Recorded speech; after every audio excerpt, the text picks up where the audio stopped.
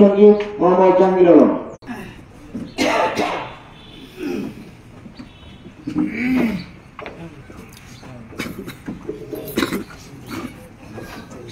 আসসালামু আলাইকুম ওয়া রাহমাতুল্লাহি ওয়া বারাকাতুহু। কোন একদিন এদেশের আকাশে কালেমার পতাকা দুলবে, সেদিন সবাই আল্লাহরই বিধান পেয়ে দুঃখ বেদনা ভুলবে। কোন একদিন এদেশের আকাশে কালেমার পতাকা দুলবে, সেদিন সবাই আল্লাহরই বিধান পেয়ে দুঃখ বেদনা ভুলবে। সেদিন আর রবে না হাহাকার, অন্যায় জুলুম অবিচার, থাকবে না অনাচার দুর্নীতি কদাচার, থাকবে না অনাচার দুর্নীতি কদাচার, সকলেই শান্তিতে থাকবে। সেদিন সবাই আল্লাহরই বিধান পেয়ে দুঃখ বেদনা ভুলবে।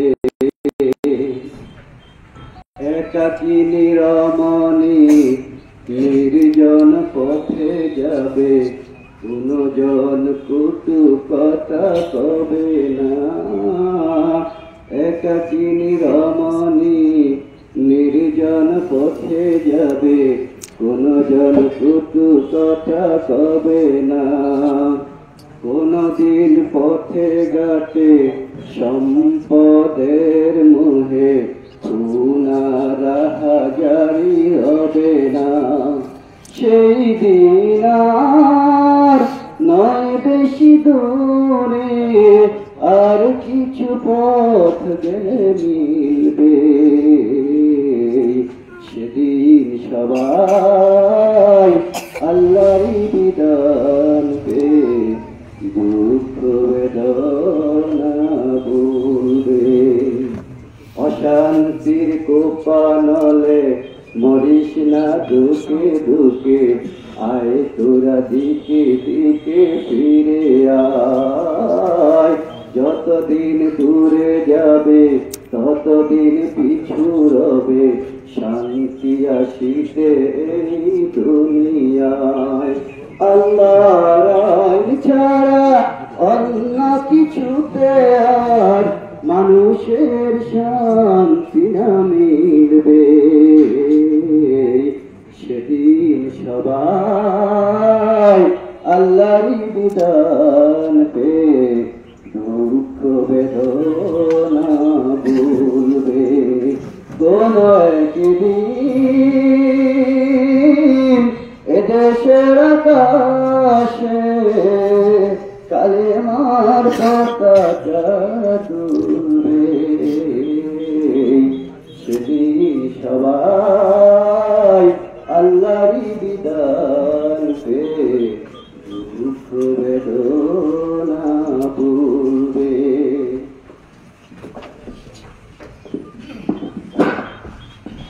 ধন্যবাদ জাহাঙ্গীর ভাইকে। যদি কারো কোনো প্রশ্ন থাকে আপনারা প্রশ্ন করতে পারেন, আমাদের শ্রদ্ধেয় মেহমান যিনিরা আছেন তারা আপনাদের প্রশ্নের উত্তর দেবেন। সম্মানিত উপস্থিতি, এ পর্যায়ে আর্টিস্টের সঙ্গীত সঙ্গীত আছেন মোহাম্মদ সায়েম আল হাসান। আসসালামু আলাইকুম ওয়া রাহমাতুল্লাহি ওয়া বারাকাতুহু।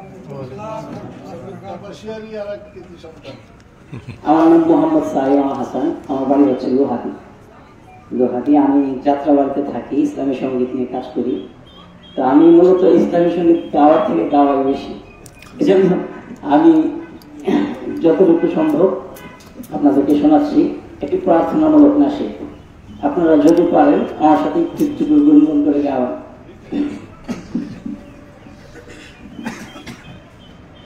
তোমার কাছে যেদিন ডেকে নেবে প্রভু, ইমানের সাথে দিও আমাকে মরণ।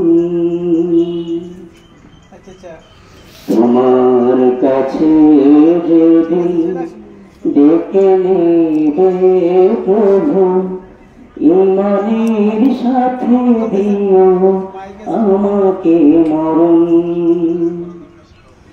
মালাকুল মউত পাঠানোর আগে, মালাকুল মউত পাঠানোর আগে নসিবে দিও গো প্রভু কালেমা স্মরণ। তোমার কাছে যেদিন ডেকে নেবে প্রভু, ইমানের সাথে দিও আমাকে মরণ। চলিনি তোমার পথে আমি ঠিক মতো, করেছি গুনাহ আমি অজানা কত। চলিনি তোমার পথে আমি ঠিক মতো, করেছি গুনাহ আমি অজানা কত। এই পথে ক্ষমা করে প্রিয় করে নিও, তওবা করার সুযোগ একবার দিও। তোমার রহম দিয়ে আমার রূহ মোবারকে করিও গ্রহণ। তোমার কাছে যেদিন ডেকে নেবে প্রভু, ইমানের সাথে দিও আমাকে মরণ। তুমি ছাড়া নেই কেহ আমার আপন, যে সহজ করে মুখে অবিরত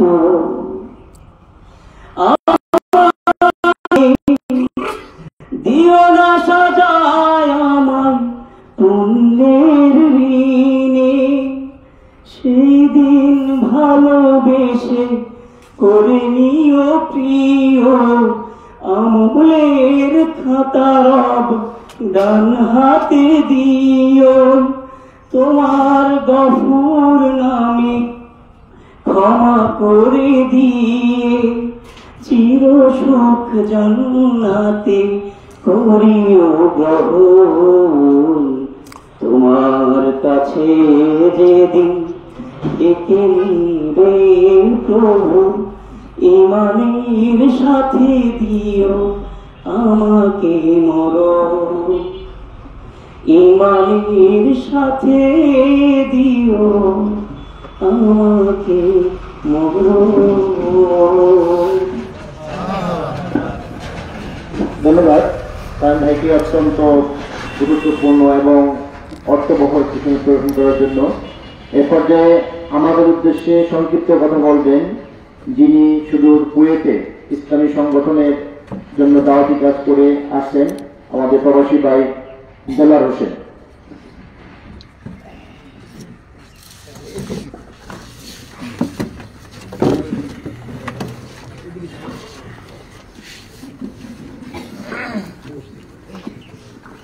আসসালামু আলাইকুম রহমতুল্লাহি ওয়া বারাকাতুহু। আমার নাম দেলার হোসেন, আমি আমার বাড়ি হচ্ছে উত্তরখানে কমরসরকার বাড়ি। আমি থাকি কুয়েতে দীর্ঘদিন যাবত, মোটামুটি 27-28 বছর আমার কুয়েতে। তো আলহামদুলিল্লাহ আমরা ওইখানে কোরআন প্রশিক্ষণ কেন্দ্র কুয়েত বাংলাদেশ কোরআন প্রশিক্ষণ কেন্দ্র কুয়েত ওইখানে আমরা আলহামদুলিল্লাহ জড়িত আছি। বা আজকে আমি এখানে সর্বপ্রথম আর কি আপনাদের সাথে দেখা হলো বা আমি যোগাযোগ করতে পারি না, এই জন্য দুঃখ প্রকাশ করছি। এর আগে আসলেও আমি আপনাদের সাথে যোগাযোগ করতে পারি না।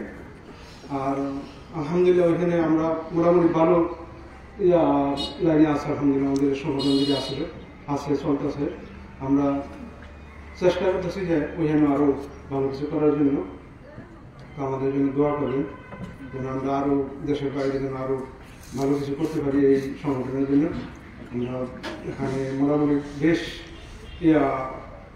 পরিস্থিতি আছে। আর আমি ওইখানে মোটামুটি এখন 2 বছর যাবৎ রিপোর্ট রাখার করতেছি।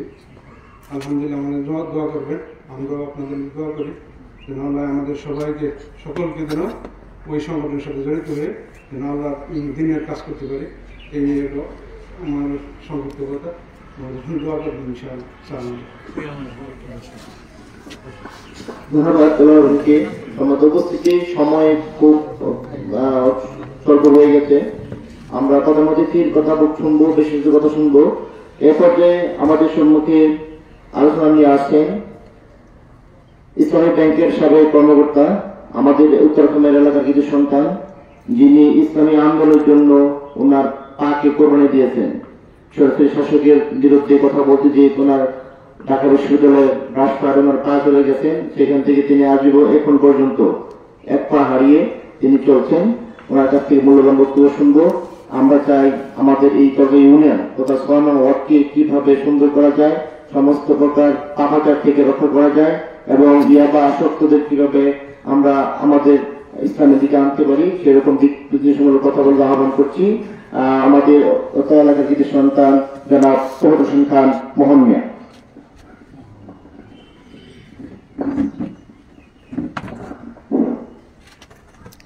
আসসালামু আলাইকুম ওয়া রাহমাতুল্লাহি ওয়া বারাকাতুহু। আসলে সবাই সত্যি খুব সংক্ষিপ্ত। পরে আমাদের প্রধান অতিথি সালাউদ্দিন ভাই কথা বলবেন। তো আমি আজকে যে জাকারিয়া ভাই যে ক্লাস দিলেন, এরপর আর কোনো কথা থাকে না। এত চমৎকার ভাবে উনি আমাদের করণীয় তুলে ধরেছেন যে আমি খুব তন্ময় হয়ে শুনছিলাম। আমি শুধু একটি কথাই বলবো যে আসলে আমরা এই এলাকার সন্তান। আপনারা জানেন প্রতিকূল পরিবেশ ছিল, ইসলামের কথা বলাই ছিল বড় একটা অপরাধ। আপনাকে জঙ্গি বলবে, আপনাকে মৌলবাদী বলবে, বলে আপনাকে পরিজন করে ফেলবে, আপনাকে নানাভাবে সব জানেন আপনারা। সেই জগদ্দল পাথর সরে গেছে। আগামীর বাংলাদেশ কেমন হবে এই প্রশ্ন এখন আমাদের সবার। আমরা ভুক্তভোগী। আমরা 71-এ অনেক স্বপ্ন নিয়ে দেশ স্বাধীন করেছিলাম। পরিণতিতে কি হয়েছিল আপনারা সবই জানেন। এবার আবার দ্বিতীয়বার স্বাধীন হলো, সামনে কি হবে? এই যে মৌলিক প্রশ্ন, এত রক্ত, এত কোরবানি, তারপর আমরা কি পাই? এই জন্য দেশের মানুষ, আমার মনে হয় দেশের মানুষ একটু ভাবতে শুরু করেছে যে আমরা কি করবো সামনে।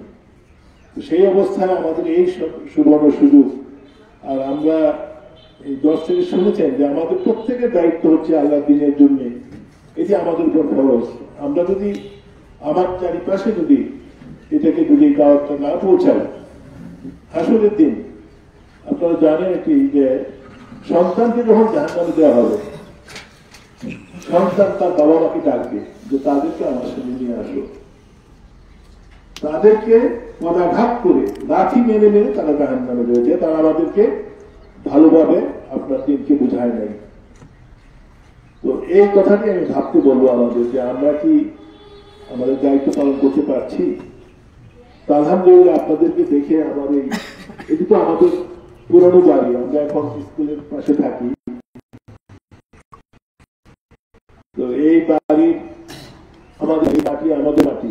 তো এইখানে আপনাদের প্রতি আমাদের কথা বলা, দাওয়াত দেওয়া একদম সবচেয়ে বড় হক। তো কিছুটা হলেও আজকে আমরা, আমার মনে হচ্ছে আমার ভালো লাগার ব্যাপারটা অনেক বেশি যে আমরা কিছুটা হলেও আপনাদের কাছে দাওয়াত পৌঁছাচ্ছি। তো আপনাদের দায়িত্ব হবে আপনাদের সার্কেল আবার পৌঁছে দেওয়া। তাহলে দেখবেন যেন বললেন না যে হুদায়বিয়ার সঙ্গীতে 1400 ছিল, তারপরের বছর মক্কা বিজয় 10,000, তারপরে সেই ঐতিহাসিক বিদায় হলের ভাষণ 1,25,000। তো এখন আমাদের কিন্তু মক্কা যোগ ছিল, আমরা কিন্তু এখন হুদায়বিয়াতে চলে এসেছি। এখন আমরা প্রোগ্রাম করলে আমাদের চিন্তা করতে হয় না যে এখানে পুলিশ আসতেছে, পুলিশের গাড়ি আসতেছে। এই সুযোগ যদি আমরা কাজে না লাগে, আল্লাহ কতদিন সুযোগ রাখবেন আল্লাহ ভালো জানেন। আল্লাহ আমাদের সেই সুযোগ সামর্থ্য সর্বস্ব দিয়ে যেন আমরা আল্লাহ দিনের জন্য কাজ করতে পারি। আপনারা আমার দাবি এটাই যে এটাই আমাদের মুক্তির পথ, এটাই নাজাতের পথ। আল্লাহ আমাদের তৌফিক দিন, আমিন। জি, আমি আশা করেছিলাম, আগে কিন্তু সময় সংকটের জন্য পাচ্ছি না। আপনারা হয়তো জানেন কিনা, আমাদের এই তোবাদুল হোসেন মোহন ভাই ইসলামী সাংস্কৃতিক জগতের উস্তাদ হিসেবে খ্যাত। বহু গান রচনা করেছেন। একটি গান শোনার জন্য আমাদের আবেদন থাকবে যদি আমরা সুযোগ পাই। এ পর্যায়ে আজকে যারা এই আয়োজন করেছেন, এই সুন্দর পরিবেশ তৈরি করে দিয়েছেন, যাদের অনেক আগে থেকে একটা স্বপ্ন যে এই সেখানে যারা ইসলাম আন্দোলনের কাজ করে তাদেরকে দাওয়াত দিবেন। আয়োজকের পক্ষ থেকে কথা বলছেন মোহাম্মদ শাহজাহান।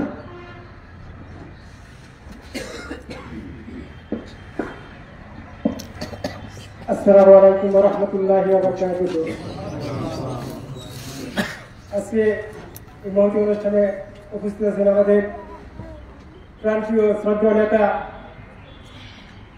এশিয়া মহাদেশের ইসলামী ছাত্র শিবিরের বিখ্যাত ছাত্র সংগঠনের সাবেক সভাপতি জনাব সালাউদ্দিন আইয়ুবী ভাই। উপস্থিত আছেন আমাদের প্রান্তীয় নেতা, আমাদের উত্তরখানের গর্ব তোফাজ্জল হোসেন খান। উপস্থিত আছেন আমাদের চকা ইউনিয়নের সভাপতি শফিউল্লাহ ভাই। উপস্থিত আছেন আমাদের এই সংগঠনের এই উত্তরখান ইউনিটের সভাপতি তানভীর আহমেদ। উপস্থিত আছে আমাদের সংগঠনের গণ্যমান্য অনেক ব্যক্তিবর্গ। আমরা আসলে অনেক কথা বলি না তো কোনো সময়, এই জন্য অনেকদিন পরে সুযোগ পাইছি আর কি। আগে এইভাবে অনুষ্ঠান করার সুযোগই পাইনি আমরা। তো আজকে বহুদিন পরে আলহামদুলিল্লাহ সুযোগ পাইছি এইভাবে কথা বলার জন্য, সুযোগ করে দিয়েছেন আল্লাহ রাব্বুল আলামিন। এই জন্য আল্লাহর কাছে শুকরিয়া আদায় করি সকলে মিলে আলহামদুলিল্লাহ।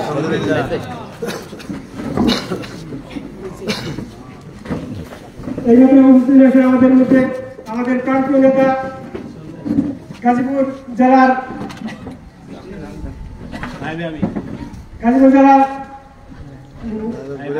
নায়েবে আমির জনাব মোহাম্মদ শাহান্ন ভাই। আমরা আসলে এই উত্তরখানের এইভাবে কোনো প্রোগ্রাম করতে পারি নাই, ভয়ে আমাদেরকে সুযোগ দেওয়া হয় নাই। তো আল্লাহ রাব্বুল আলামিন আমাদেরকে সুযোগ দিয়েছেন, এই জন্য আল্লাহর কাছে শুকরিয়া আদায় করি যে ভবিষ্যতে আরো চেষ্টা করবো এর বড় করে আরো একটা কিছু করার জন্য। আসলে এইভাবে প্রোগ্রাম করার মতো চিন্তা ছিল না, ভালো করে করার চিন্তা ভাবনা ছিল আমাদের, কিন্তু সময়ের অভাবে তারা আমাদের নেতৃত্বরা সময় দিতে পারে না আমাদেরকে। সময় দেয় না, হঠাৎ করে আমরা মানে 2 দিন আগে বলতে 20 ধরে সময় আছে, তো 20 ধরে আমরা আসবো। হঠাৎ করে এইভাবে মানে বুঝে শেষ করতে পারি না, এই জন্য মানে বড় প্রসার কিছু করতে পারি না আমরা আর কি। তো আমরা আশা করি ভবিষ্যতে আরো ভালো করার চেষ্টা করবো, বৃহত্তর ভাবে মাদ্রাসার সাথে বড় করে এগিয়ে করবো ইনশাআল্লাহ। তো আমরা আসলে মুসলমান হিসেবে আমাদের যে দায়িত্ব, যেটা করার দরকার, যে এই দেশে মুসলিম দেশ, ইসলামের কথা বলবো, এই যে আমাদেরকে দেওয়া হয় না, অতীতে আমাদের জবানকে বন্ধ করে রাখা হয়েছিল। এখন আমরা সুযোগ করে দিয়েছেন যে মুখ খুলে আমরা কথা বলতে পারি।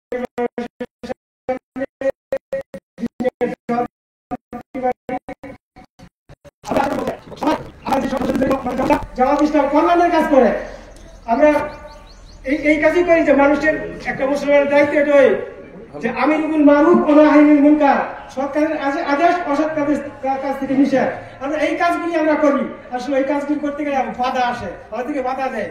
আমরা আশা করি যে না, আমরা এই বাধাকে উপেক্ষা করে ইনশাআল্লাহ সামনে আরো অগ্রসর হবো। আল্লাহ রাব্বুল আলামিন বলে যে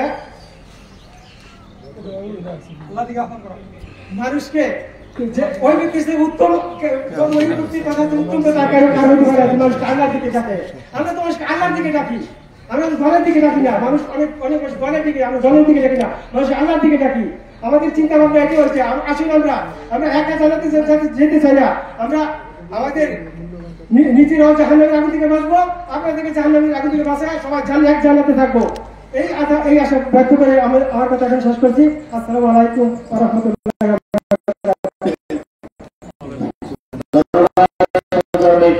ইতিমধ্যে আমাদের মধ্যে আমাদের দরগাহ ইউনিয়নের আরেকটি সন্তান গাজীপুর জেলা বাংলা জামাত ইসলামের নায়েবে আমির জনাব মাওলানা শফিউল হক সম্মানিত উপস্থিতি, এ পর্যায়ে আমাদের সম্মুখে অত্যন্ত গুরুত্বপূর্ণ কথা নিয়ে আসছেন বাংলাদেশের সর্বীয় ছাত্র সংগঠন বাংলাদেশ ইসলামী ছাত্র শিবিরের সাবেক কেন্দ্রীয় সভাপতি জনাব সালাউদ্দিন আইয়ুবী। কথা বলছেন সালাউদ্দিন আইয়ুবী।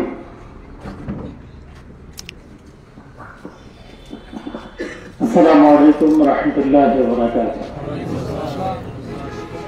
বাংলাদেশের অত্যন্ত গুরুত্বপূর্ণ উপজেলা কাপাসিয়া উপজেলার প্রাণকেন্দ্র, সবগুলো 11টা ইউনিয়ন হিসাব করলে করগা হলো একবারে মাঝখানে অবস্থান করছে। সে প্রাণকেন্দ্রের আমি মনে করি মোটামুটি মাঝামাঝি জায়গা এই উত্তর খামেরের আয়োজনে আজকের চমৎকার আয়োজন। আমার কাছে মনে হচ্ছে তোফাজ্জল ভাই হলো আজকের হোস্ট, তাই না? আলহামদুলিল্লাহ, এই তোফাজ্জল ভাইয়ের হোস্টিং এর মাধ্যমে আজকের আয়োজনের সম্মানিত সংগ্রামী সভাপতি দরগাহ ইউনিয়নের সংগ্রামী সভাপতি শফিউল্লাহ ভাই, উপস্থিত সম্মানিত সঞ্চালক, আজকের আয়োজনে যিনি অত্যন্ত পরিশ্রম করেছেন তানভীর আহমেদ ভাই, কাপাসিয়ার গণমানুষের নেতা বাংলাদেশ জামাত ইসলামীর গাজীপুর জেলা শাখার সংগ্রামী নায়েবে আমির কেন্দ্রীয় মজলিসের অন্যতম সদস্য মাওলানা শফিউল হক, উপস্থিত আজকের আয়োজনের মূলত প্রধান অতিথি, প্রধান আকর্ষণ বাংলাদেশের বিভিন্ন প্রান্তে যাকে পাওয়ার জন্য খুব উদ্গ্রীব হয়ে থাকে বাংলাদেশের ইসলামী সংস্কৃতির উজ্জ্বলতম নক্ষত্র কাপাসিয়ার হীরকখণ্ড। আজকের আয়োজনে সম্মানিত প্রধান অতিথি জনাব তোফাজ্জল হোসেন খান ভাই। আমি এখানে এসে আর একটা নাম শুনলাম ভাই, মোহন মিয়া, তাই না? এই নাম শোনার পরে সবাই জানলাম খুব রেসপন্স করছে, তার মানে উনি এই এলাকায় খুব বেশি পরিচিত মোহন হিসেবে। তো আমাদের সম্মানিত মোহন ভাই উপস্থিত আজকের আয়োজনের অন্যতম অতিথি, অত্যন্ত চমৎকার সঙ্গীত শুনিয়েছেন সায়েম, উনি আমার ভাগিনা হন। উপস্থিত সম্মানিত আজকের আয়োজনের অতিথিবৃন্দ, আমরা অত্যন্ত সুসময় এখন পার করছি, খুবই সুসময় পার করছি। আল্লাহ তাআলা খুব করুণা করে দয়া করে একটা সুসময় আমাদেরকে দিয়েছেন। একবার একটু খেয়াল করে দেখুন তো যে আল্লাহ রাসূল সাল্লাল্লাহু আলাইহি ওয়াসাল্লাম যখন মক্কা থেকে মদিনায় হিজরত করেছিলেন, হিজরত করার মুহূর্তের প্রস্তুতি বা হিজরত কেন করতে হয়েছিল তার আগে কি পরিমাণ ত্যাগ, কি পরিমাণ কষ্ট তাকে স্বীকার করতে হয়েছে। তিনি দুনিয়াতে আসার আগেই তার বাবা চলে গিয়েছেন, আসার পর একটু বুঝ হওয়ার আগে তার মাকে তিনি হারিয়েছেন, তার দাদার হাত ধরে তিনি হাঁটতে শুরু করেছেন, চলতে শুরু করেছেন। কিছুদিন পর তার দাদা মৃত্যুবরণ করেছেন, তারপর তার চাচার হাত ধরেছেন, তার চাচাও মৃত্যুবরণ করেছেন। এরপরে তার বাড়ি থেকে বের করে দিয়ে তাকে হত্যা ষড়যন্ত্র করা হলো। তিলে তিলে তার বন্ধুদের প্রত্যেককে নির্যাতন করে, নিষ্পেষণ করে, অত্যাচার করে নিস্তেজ করে দেওয়ার জন্য চেষ্টা করা হলো। শহীদ সুমাইয়া রাদিয়াল্লাহু তাআলা আনহা সহ কয়েকজন সাহাবাকে শাহাদাত বরণ করা হলো। হযরত বেলাল রাদিয়াল্লাহু তাআলা থেকে শুরু করে কয়েকজন সাহাবাকে নির্মম ভাবে অত্যাচার করে, রক্তাক্ত করে, পাথরের উপর পাথর দিয়ে রোদ্রের মধ্যে অত্যাচার নির্যাতন করে রাসূল সাল্লাল্লাহু আলাইহি ওয়াসাল্লামের মনকে দুর্বল করে দেওয়ার চেষ্টা করা হলো। এক সময় আল্লাহর পক্ষ থেকে ঘোষণা আসলো এই মক্কায় থাকার সুযোগ তাদের নেই, তাদেরকে হিজরত করতে হবে। আর রাসূল সাল্লাল্লাহু আলাইহি ওয়াসাল্লাম ব্যথিত মন নিয়ে হিজরত করার সিদ্ধান্ত গ্রহণ করলেন। এক পা দুই পা করে যখন মক্কা থেকে বের হতে থাকেন, বারবার পিছনে ফিরে তাকাচ্ছিলেন। এক সময় যখন দেখলেন যে আর মক্কা দেখা যায় না, তখন আল্লাহ রাসূল সাল্লাল্লাহু আলাইহি ওয়াসাল্লামের চোখে পানি ঝরতে শুরু করল।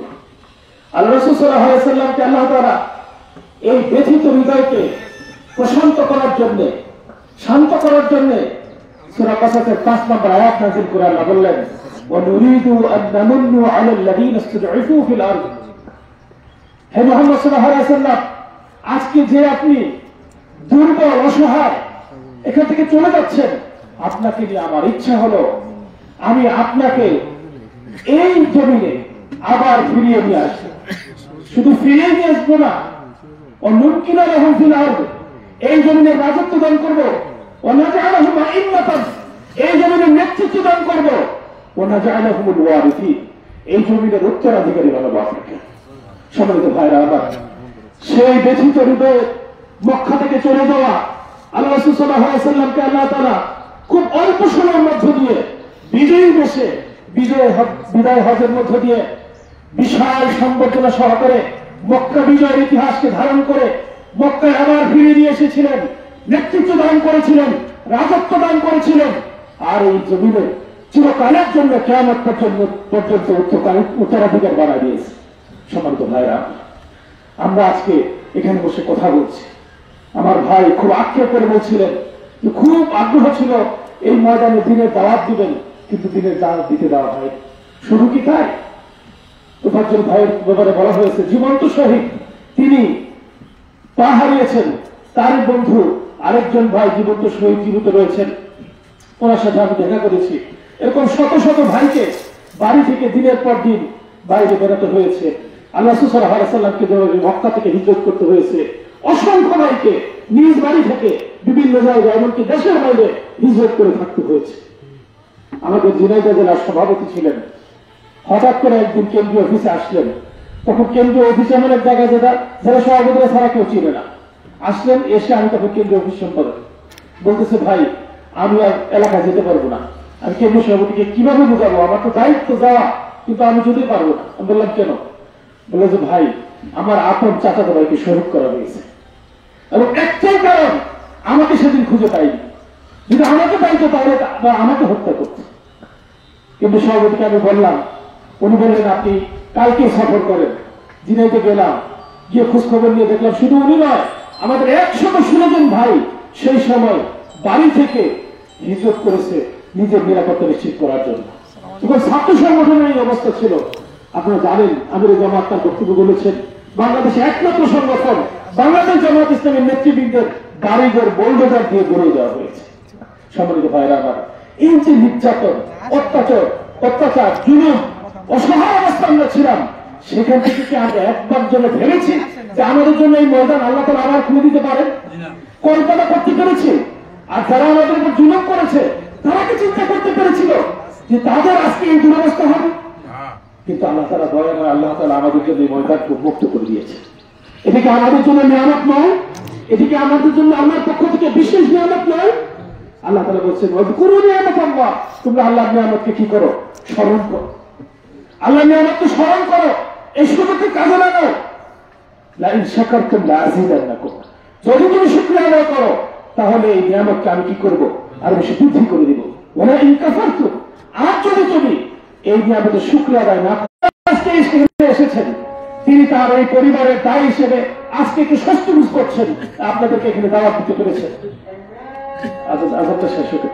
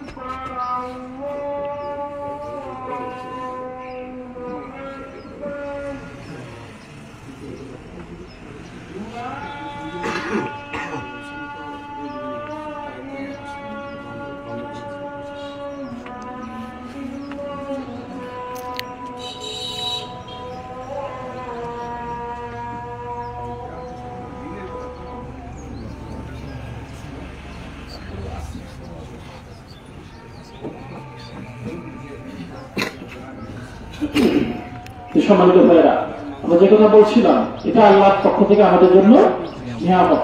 এই নিয়ামতের শুকরিয়া আদায় করার জন্য আমাদেরকে কি করতে হবে?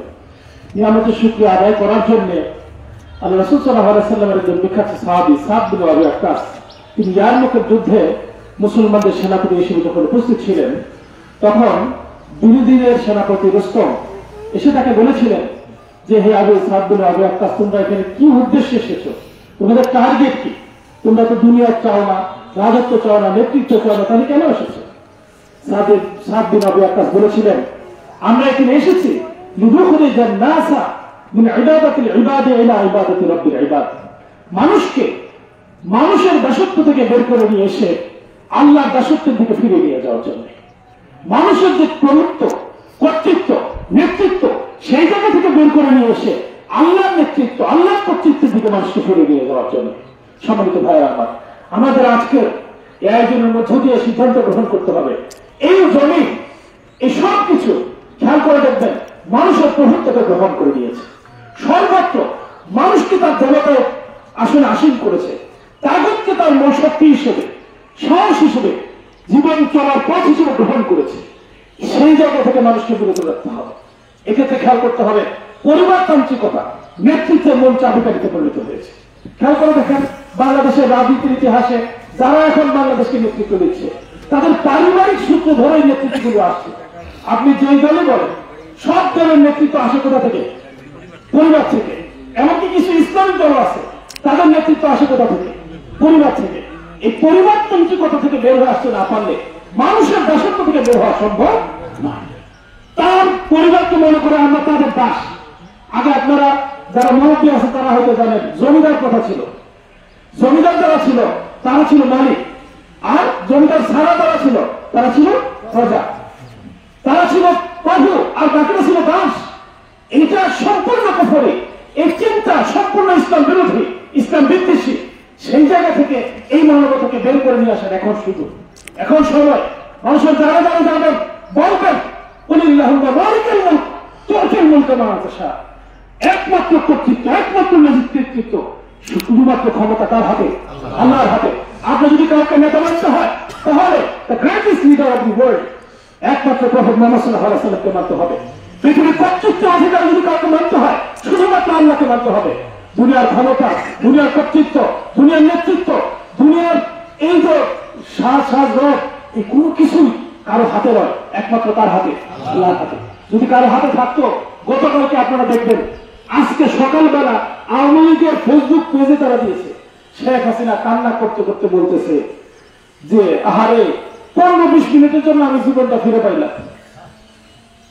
এটা বলেন হাওয়া করে সে কেটে দিচ্ছে, কেটে দিয়ে বলতেছে, আমার বাড়ি, গাড়ি, ঘর সব পুড়িয়ে দিয়েছে, আমার হাজার হাজার নেতা কর্মীকে কারাগারে নিয়ে এসে শহীদ করেছে।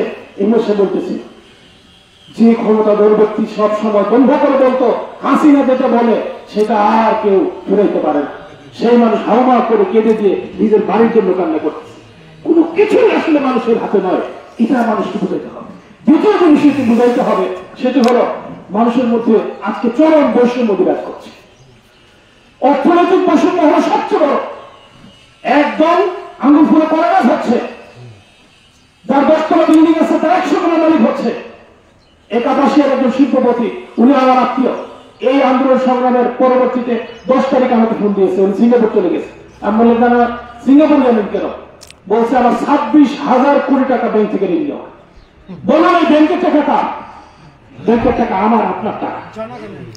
এই টাকা নিয়ে তারা তার 22 তলা 2টা বিল্ডিং আছে আগে, এরপরও সিঙ্গাপুরে গিয়ে আবার বিল্ডিং করছে।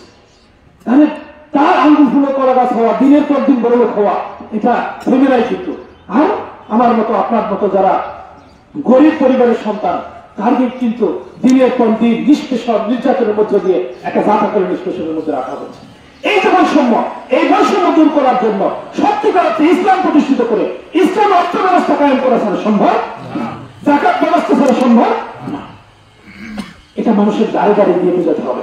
সর্বশেষ মানুষকে যেটা বোঝাতে হবে, সম্মানিত ভাইরা আমার, আমরা যারা আজকে এখানে উপস্থিত হয়েছি, আমরা দুনিয়ার জন্য, দুনিয়ার নেতৃত্বের জন্য, দুনিয়ার কারো ক্ষমতা প্রতিষ্ঠার জন্য ইসলামী আন্দোলন করি না।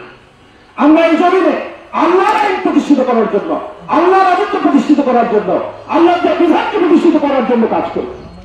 জামাত ইসলামীকে এই মেসেজ দাঁড়িয়ে দাঁড়িয়ে পৌঁছে দিতে হবে। আমি কিছুক্ষণ আগে তরগাঁয় এই যে প্রাইভেট হাই স্কুল মাঠে স্মার্ট কার্ড বিতরণ হচ্ছে, সেখানে গিয়েছিলাম, মানুষের কাছে গেছি, কথা বলছি,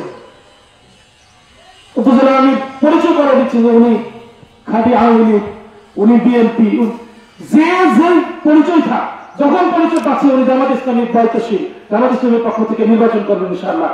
এই কথা যখন ফেরত বলছে, সাথে সাথে বলতেছে দীর্ঘদিন যাবৎ নৌকার ভোট দিয়ে আসতেছে, এবার ইনশাআল্লাহ, এইবার ইনশাআল্লাহ আল্লাহর কথা একটা ভোট দিবে ইনশাআল্লাহ। এই যে মানুষের মধ্যে একটা চেঞ্জ, এই চেঞ্জের ধারাবাহিকতাটা অব্যাহত রাখতে হবে। এই নদীতে প্রচুর মাছ, আমি যদি জাল দিয়ে না ধরি আমার ঘরে মাছ আসবে? আসবে না। আপনাদের দায়িত্ব হলো এখন যে সুদ তৈরি হয়েছে, ধারাবাহিকতা তৈরি হয়েছে কোরআনের পথে, ইসলামের পথে, ইসলামের আন্দোলনের পথে, জামাত ইসলামের দিকে, এই ধারাটাকে ধরে রেখে জাল দিয়ে মাছ ধরে ঘরে ঘরে গিয়ে সেটা ইসলামের পতাকা করে নিয়ে আসার আমরা চেষ্টা করবো ইনশাআল্লাহ। পারবেন তো ইনশাআল্লাহ? মানুষের বাড়িতে বাড়িতে যেতে পারবেন তো ইনশাআল্লাহ? ঘরে ঘরে গিয়ে মেসেজ দিতে পারবেন তো ইনশাআল্লাহ? আপনারা যদি পারেন আপনাদেরকে নিয়ে এই তরকারি ইউনিয়ন ইসলামের ঘাটিতে পরিণত হবে ইনশাআল্লাহ। আল্লাহ তাআলা আমাদেরকে তৌফিক দান করুন। আমিন ওয়া আখিরু দাওয়ানা আলহামদুলিল্লাহি রাব্বিল আলামিন। ধন্যবাদ সারাদিন আগে ভাইকে অত্যন্ত গুরুত্বপূর্ণ কথা বলার জন্য। এ পর্যায়ে কথা বলবেন আমাদের আরেক কাপাসিয়া কৃতি সন্তান, যিনি কাপাসি উপজেলার নির্বাচনে ভোটেও বেরিয়ে গিয়েছিলেন, এই উদীয়মান নেতা মাওলানা শফিউল হক।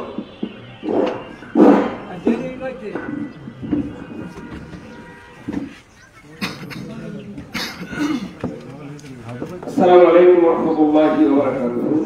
إن الحمد لله والصلاة والسلام على سيد الأنبياء والمرسلين وآله وأصحابه أجمعين. أعوذ بالله من الشيطان الرجيم. بسم الله الرحمن الرحيم. والذي أرسل رسوله بالهدى ودين الحق ليظهره على الدين كله ولو كره المشركون. বাংলাদেশ জামাত ইসলামী এই তরগাঁ ইউনিয়নের উত্তরখানের এই অঞ্চল কর্তৃক আয়োজিত আজকের এই সাধারণ সভার সম্মানিত ভাই পরিচালক, উপস্থিত ইউনিয়ন আমির, আমাদের মধ্যে ইতিমধ্যে কথা বলেছেন দক্ষিণ পূর্ব এশিয়ার সর্ববৃহৎ ইসলামী ছাত্র সংগঠন বাংলাদেশ ইসলামী ছাত্র শিবিরের সাবেক কেন্দ্রীয় সভাপতি, কাপাসিয়া কৃতি সন্তান আমাদের শ্রদ্ধা সালাউদ্দিন আইয়ুব ভাই, আমাদের মধ্যে উপস্থিত আছেন আমাদের অভিভাবক, আমাদের সালাউদ্দিন ভাই বলেছে যে বাংলাদেশের সব থেকে পরিচিত, উনি সারা বিশ্বেরই সব থেকে পরিচিত। বিশ্বের এমন কোনো রাষ্ট্র নাই যেখানে আমাদের সঙ্গীত শিল্পীরা না পাঠিয়ে দেখাই যায়। উনি গত বছর আন্দোলনে দীর্ঘদিন ছিলেন, এখানে মোনাস সম্মেলনে ছিলেন, সব জায়গায় উনি পরিচিত। আমাদের এই আপনাদের অত্যন্ত নিকটের এই গ্রামের এই কৃতি সন্তান আমাদের তোফাজ্জল হোসেন ভাই সহ অন্যান্য নেতৃবৃন্দ। সময় সংক্ষিপ্ত, আমি বিক্ষিপ্তভাবে কিছু কথা বলতে চাই। প্রথম আমি ইচ্ছাকৃতভাবে একটা আয়াতটা তেলাওয়াত করলাম, সেটা একটা প্রশ্নের আলোকে। হ্যাঁ, সেই প্রশ্নগুলোর বর্তমান প্রেক্ষাপটে একটা দলের সাথে বলতেছে আমাদের কিছু দূরত্ব সৃষ্টি হয়েছে, আমাদেরকে প্রতিপক্ষ মনে করতেছে, এই ব্যাপারে আমাদের বক্তব্য কি। আমি কারো নাম নিতে চাই না। যে আয়াতটা তেলাওয়াত করেছি সেই আয়াতে আল্লাহ রাব্বুল আলামিন বলেছেন যে তিনি সেই মহান সত্তা। এটা সূরা তওবার 33, সূরা ফাতির 28 এবং সূরা সফের 9 নম্বর, 3 জায়গায় একই আয়াত, যে তিনি সেই মহান সত্তা যিনি তার রাসূলকে প্রেরণ করেছেন বিল হুদা ওয়া দীনিল হক, হেদায়েত অর্থাৎ কোরআন দিয়ে এবং দ্বীনে হক ইসলাম দিয়ে। কি জন্য পাঠিয়েছেন? যেন অন্যান্য দিনের উপরে এই দিনটাকে বিজয় করতে পারে। এখন এই আল্লাহর দিন, আল্লাহর জমিনে বিজয়ী হোক, কোরআন অনুযায়ী রাষ্ট্র পরিচালিত হোক, এই কর্মসূচি যে সমস্ত দলের নাই, যাদের নেতৃবৃন্দরও সেই কর্মসূচির প্রতি কোনো বক্তব্য নাই, তাদের আচার আচরণ আমল আখলাকও ইসলাম প্রতিষ্ঠার পক্ষে নাই, আল্লাহ রাব্বুল আলামিন বলেছেন যারা এইটা কায়েম করে পছন্দও করে না। আমরা দেখেছি যারা আপনারা অনলাইন চালান পত্রিকা আছে, যে একজন বলেছে যে কোরআনের সাথে রাজনীতির সম্পর্ক নেই, বলছেন কি জানেন আপনারা? এখন বোঝা গেল যে ওরা এটা চায় না, ওরা এটা চায় কোরআনের রাষ্ট্র কায়েম হোক। যারা চায় না, আল্লাহ 3 আয়াতে স্পষ্ট বলেছেন যাদের কাছে পছন্দ নয় ইসলাম কায়েম হোক, এটা যাদের কাছে পছন্দনীয় নয়, ওয়ালাউ কারিহাল মুশরিকুন, তারা হলো মুশরিক। কোরআন বলছে, কে বলছে? কোরআন শরীফ সূরা বাকারার 85 নম্বরে আল্লাহ বলেছেন আফাতুমিনুনা বিবাদিল কিতাবি ওয়া তাকফুরুনা বিবাদ।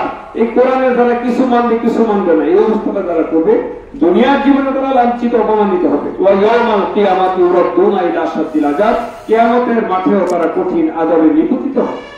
সুতরাং কোরআনের যদি আমি 10 ভাগের 1 ভাগ মানে হবে, যদি 99 ভাগের 100 ভাগের 99 ভাগও মানি তাও হবে না। একটা আয়াতকে অস্বীকার করলে সে কি জাহান্নামী। কাদিয়ানীরা পুরা কোরআন শিখ মানে, শুধু সূরা আযাবের একটা আয়াতের 4 ভাগের 1 ভাগ মানে না। খাতামান নাবিয়্যিন একটা শব্দ না মানার কারণে ওরা কি কাফের। 2 নম্বরে আল্লাহ রাসূল সাল্লাল্লাহু আলাইহি ওয়াসাল্লামের পক্ষ থেকে যে সমস্ত বিধি বিধান সিদ্ধান্ত আমাদের মাঝে আসবে তা যদি আমরা না মানি তখন কি হবে? আল্লাহ রাব্বুল আলামিন সূরা হাশরে বলেছেন যে মা আতাকুমুর রাসূলু ফাখুযুহু ওয়া মা নাহাকুম আনহু ফান্তাহু। রাসূল তোমাদের জন্য যা নিয়ে এসেছেন, যা করতে বলেছেন তা তোমরা করো, আর যা নিষেধ করেছেন তা থেকে তোমরা বিরত থাকো। রাসূলের অনুসরণ করা কি নফল না সুন্নাত? ফরজ। আতিউল্লাহ ওয়া আতিউর রাসূল ফরজ না? উলিল আমরি মিনকুম। কুল ইন কুনতুম তুহিব্বুনাল্লাহ ফাত্তাবিউনি। আল্লাহ রাসূল বলেছেন যে আল্লাহকে তোমরা কি করো? ভালোবাসো, তো আমার আনুগত্য করো, আমার অনুসরণ। রাসূলের আনুগত্য করা কি ফরজ। যদি না করা হয় যেমন একটাকে, তখন তার ঈমান নাই। কি নাই? ঈমান নেই। কোরআন শরীফের সূরা নিসার 65 নম্বরে আল্লাহ বলেছেন যে ফালা ওয়া রাব্বিকা লা ইউমিনুনা হাত্তা ইউহাক্কিমুকা। হে মুহাম্মদ, তোমার রবের কসম। গুরুত্ব দেওয়ার জন্য আল্লাহর কি কসম করে আমাদেরকে বিশ্বাস করাইতে হবে? কিন্তু গুরুত্বের জন্য বলছে আল্লাহ, হে মুহাম্মদ, তোমার রবের কসম, সে কখনো মুমিন নয় হাত্তা ইউহাক্কিমুকা, যতক্ষণ পর্যন্ত না সিদ্ধান্তকারী ফয়সালাকারী হিসেবে তুমি নবী মুহাম্মদকে যে মানতে পারে না সে কিনা মুমিন।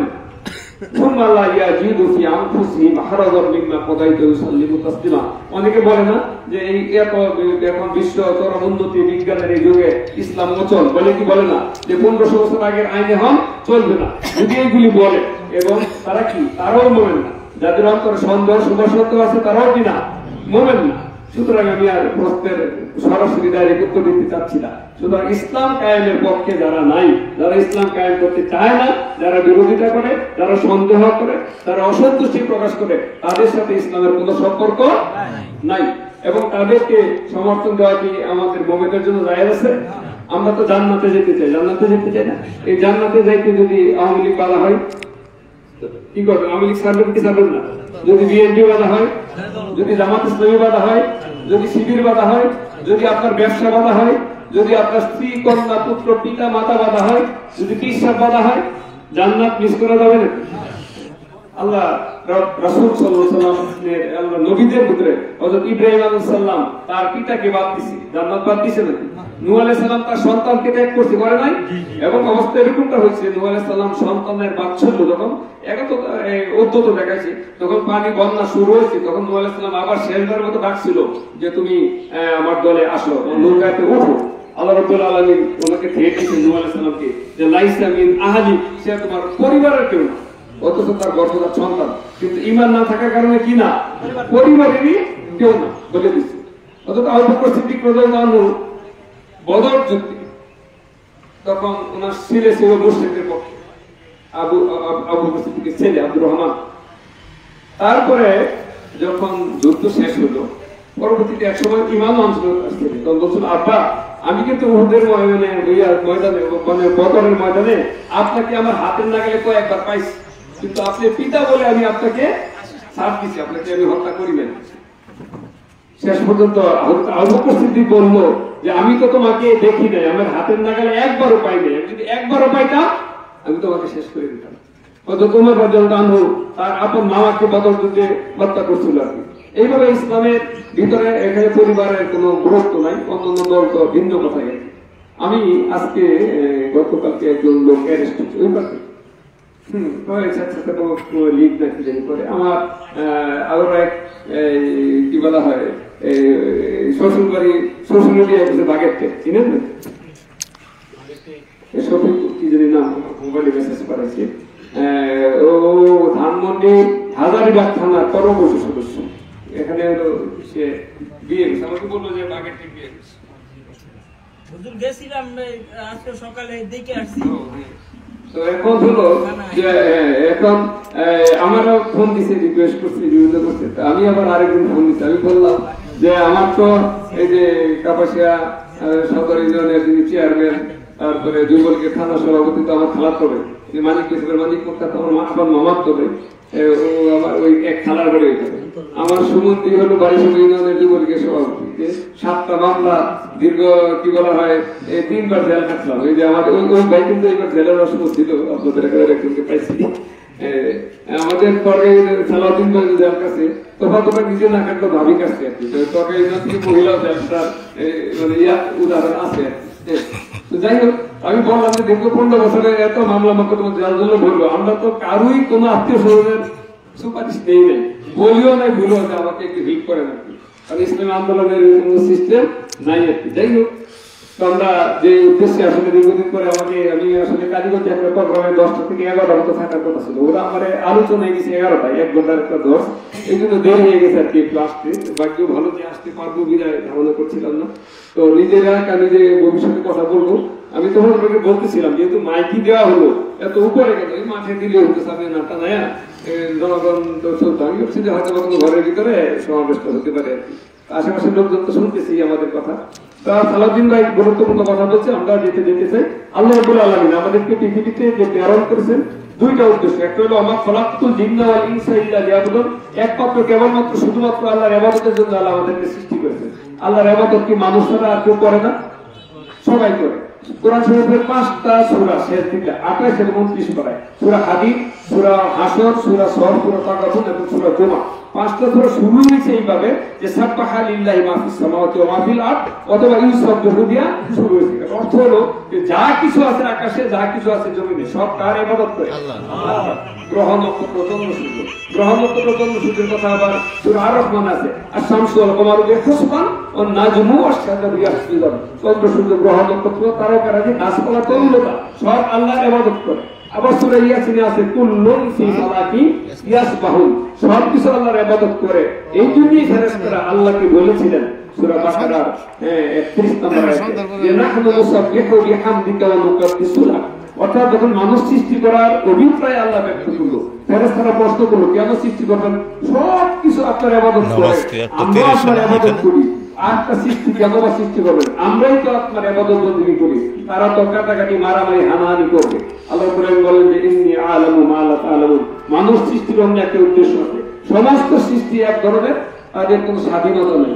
সূর্যকে এই যে কোটি কোটি বছর আগে কমান্ড দিয়ে দিছে কম্পিউটারের মতন, এই কমান্ড দিকে সে চলতেছে, অহরহই চলতেছে, ঘুরতেছে। চন্দ্রকে কমান্ড দেওয়া আছে, ঘুরতেছে। কিন্তু মানুষকে আল্লাহ রাব্বুল আলামিন একটা স্বাধীনতা দিয়েছে। হ্যাঁ, আমরা ইচ্ছা করি ইচ্ছা করে দিচ্ছি না, কিন্তু মানুষের কথাবার্তা বলার স্বাধীনতা দিয়েছে। এই জন্য মানুষকে খলিফা বলা হয়। ইন্নী জাইলুন ফিল আরদি খলিফা, এই খেলাফতের দায়িত্ব মানুষকে দিয়েছে, অন্য কোনো জীবের দায়িত্ব দেয় না। আচ্ছা, ফেরেশতারা কোনো গুনাহ করে? সূর্য কি কোনো গুনাহ করে? কোন সৃষ্টি গুনাহ করে না, কিন্তু সওয়াবই করে, আল্লাহর আনুগত্য করে। তারা কি জান্নাতে যাবে? যাবে না। আমরা এখানে যারা আছি বিগত 1 সপ্তাহে কোনো গুনাহ করেন নাই, হাত উঠাতে পারবে কেউ? পারবে না। তো আমাদের এই গুনাহ আছে, তাদের গুনাহ নাই, তারা জান্নাতে যাবে না, আমরা কেন জান্নাতে যাব? একমাত্র শুধুমাত্র আল্লাহর দ্বীন কায়েম করা ছাড়া, চেষ্টা করা ছাড়া, আল্লাহর দ্বীনকে আল্লাহর জমিনে প্রতিষ্ঠা করার দায়িত্ব পালন করা ছাড়া জান্নাতে যাওয়া যাবে না। হারিস আল-আশআরীর বর্ণিত একটা হাদিস, সেখানে বলেছেন যে নেতার আনুগত্য করতে হবে, নেতার কথা শুনতে হবে, জিহাদ করতে হবে, হিজরত করতে হবে। এখানে 5টা জিনিস সেখানে আছে। আমাদের সংগঠনে যারা কর্মীর উপর তাদের এটা পড়া লাগে। এখন বলবো যারা এই কাজগুলো না করে তারা হলো জোরসাই জাহান্নাম, জাহান্নামের লাঠি। এখন সাহাবী প্রশ্ন করলো মান সাল্লাল্লাহু ওয়া সামা, যদি সে রোজা রাখে, নামাজ পড়ে, তাও কি সে জান্নাতে যাবে? আল্লাহ রাসূল বললেন মান সাল্লাল্লাহু ওয়া সামা ওয়া সামা আন্নাহু মুসলিম, সে যদি নামাজ রোজা করে, নিজেকে মুসলমান বলে দাবিও করে, তাও সে জাহান্নামে যাবে। নামাজ একটা ফরজ ইবাদত, রোজা একটা ফরজ ইবাদত, তৌলিক ইবাদত। এই আল্লাহর দ্বীন কায়েমের কাজে ব্যস্ত থাকার কারণে নামাজকে মৌকুফ করা যায় না, রোজাকেও ভেঙে ফেলা যায় না।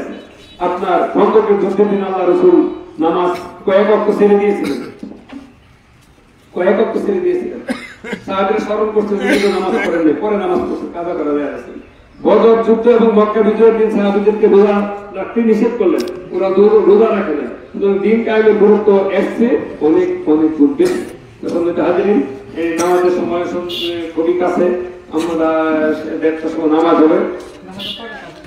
ও নামাজের পরে আবার এখানে আসবে, মসজিদে যাই করবো। আচ্ছা ঠিক আছে। তো আমি সংক্ষেপে যে কথাগুলি বলেছি এটার ব্যাখ্যা বিশ্লেষণ দিলে আমরা অনেকটাই দিতে পারবো আর কি, যে আমরা যে ত্যাগ প্রতীক্ষায় এইটার যে ফলাফল, এটা 28 তারিখে ঢাকাতে অনেকে গেছিলেন, 28 অক্টোবরই সরকারের পতন হওয়ার কথা ছিল আর কি, কিন্তু হয় নাই। এই পর্যায়টা হয়েছে, এটা আল্লাহর অশেষ মেহেরবানি ছাড়া কোনো কিছু আমরা ধারণা করতে পারি না কোত্থেকে আল্লাহ বলবে।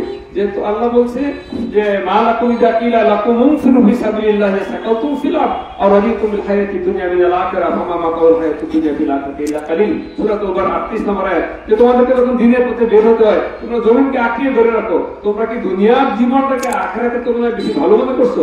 যদি তাই হয় জেনে রাখো দুনিয়ার এই জীবন আখিরাতের জন্য অত্যন্ত ক্ষুদ্র। পরবর্তী আয়াতে বলছে ইল্লা তানফিরু ইউআযযিবুকুম আযাবান আলিমা ওয়া ইস্তাবদিল কওমান গায়রাকুম ওয়া লা তাদুরু শাইআ। যদি তোমরা চেষ্টা না করো, তোমরা যদি বের না হও, তবে আল্লাহ রাব্বুল আলামিন এরকম জাতি দিয়ে এই দিনের খেদমত করবে তোমরা কল্পনা করতে পারবে না, তোমরা কোনো কিছুই করতে পারবে না। আল্লাহ তাই ঘটাইছেন, হয়তো ফেরেশতাদের পক্ষ কোনো সাহায্য সহযোগিতা এটা সম্ভব হয়েছে। আল্লাহ রাব্বুল আলামিন আমাদেরকে যে পরিবেশ দিয়েছেন সেই পরিচালনা বলেছে এটা একটা ভালো পরিবেশ। আমি বলি এটা আমাদের জন্য সবচেয়ে খারাপ পরিবেশ। এবং মনে করেন আমাকে যদি এখন আমাদেরকে সব আটকে রাখে, বাইরে রাখে, ওয়াজু করার সুযোগ না দেয়, নামাজ পড়ার সুযোগ না দেয়, আমরা কি দায়ী থাকবো নাকি? তাই থাকবো? আলগারি কারাগারে ইরাকে উলঙ্গ রাখছে বছরের পর বছর, তো উলঙ্গ হয়ে কি নামাজ জায়েজ আছে নাকি? কিন্তু ওদের জন্য কি করে, কিছু করার নাই। তো আমরা এতদিন সুযোগ না থাকার কারণে আমরা দাওয়াতি কাজ করি নাই। এখন এই জন্য আমাদের দায়বদ্ধতা কম ছিল, এখন সুযোগ আছে।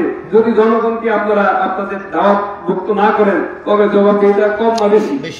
যার দায়িত্ব বেশি তার জবাবদিহিতা বেশি। সুতরাং এখন আমাদের কঠিন পরীক্ষার একটা সময় আসছে, এই পরীক্ষার জন্য আমরা উত্তীর্ণ হতে পারি। আমি টার্গেট দিচ্ছি সবগুলোর সাথে কথা বলবো, আমরা গ্রুপ ভিত্তিক গ্রামে গ্রামে একদিকে বাড়িয়ে বাড়িয়ে দাওয়াত দিয়ে যেতে থাকবো। আমরা দাওয়াত পৌঁছাইলে আমরা দায় মুক্ত হলাম, আর না পৌঁছাইলে কে আমাদের মাঠে ওরা দায়ী করবে যে ওরা একা একা জান্নাতে যেতে চায়, আর বলি যে না জাআলহুমা তাহতা আকদামিনা লিয়াকুনা মিনাল আসফালিন, যে একা একা জান্নাতে যেতে দিব না, আর তাদের বুকের উপর পাড়া দিয়ে জান্নাতে হচ্ছে জাহান্নামে। যে তারা একা একা জান্নাতে যেতে চায়, তারা জাহান্নামে যারা যাবে তারা বলবো তাদেরকে আনেন। তারা একা একা দাওয়াত দিচ্ছে, মানুষ একা একা আমল আখলাক করছে, কথা বলে না, তাদের বুকের উপর পাড়া দিয়ে আমরা জাহান্নামে যাবো। এই দায় থেকে মুক্তি পাওয়ার জন্য আমাদের ঘরে ঘরে দাওয়াত পৌঁছাতে হবে। আগামী দিন ইসলামের দিন এবং আল্লাহ রাব্বুল আলামিনের হাদিস আরেকদিন বলবো।